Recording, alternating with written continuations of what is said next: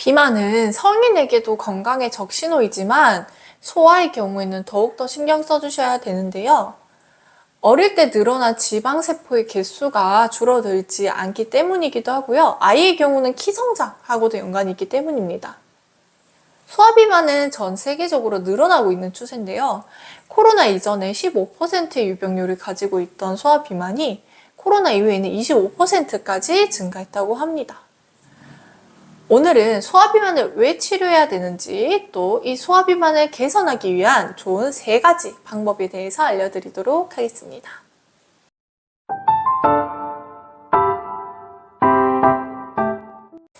안녕하세요. 여성질환과 비만을 연구하는 해유만년 대표원장 허혜림입니다.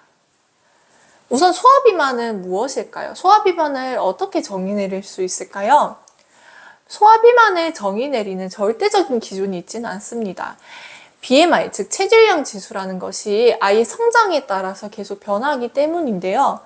그래도 현재로서는 이 BMI 100분위수로 95, 100분위 이상은 비만, 85에서 95 사이는 비만 위험군, 즉 과체중으로 보고 비만을 진료하고 있습니다.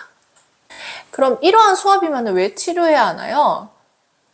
이 소아비만이 키 성장하고 연관이 있기 때문인데요. 특히 여자아이 같은 경우에는 소아비만일수록 초경이 빨리 오게 됩니다.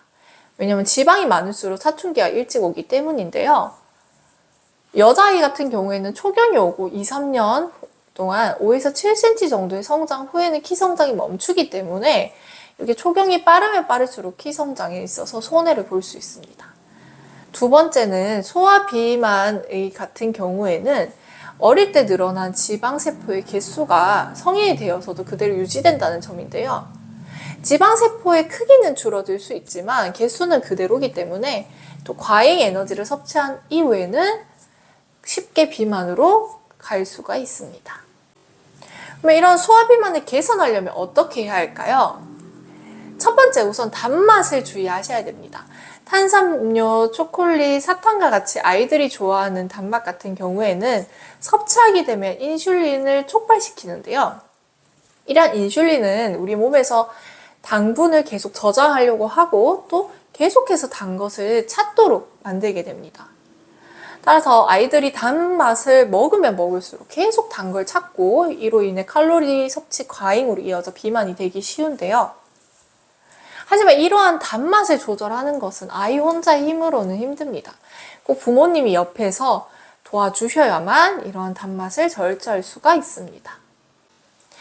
네, 두 번째는 휴대폰 사용을 줄여주셔야 합니다.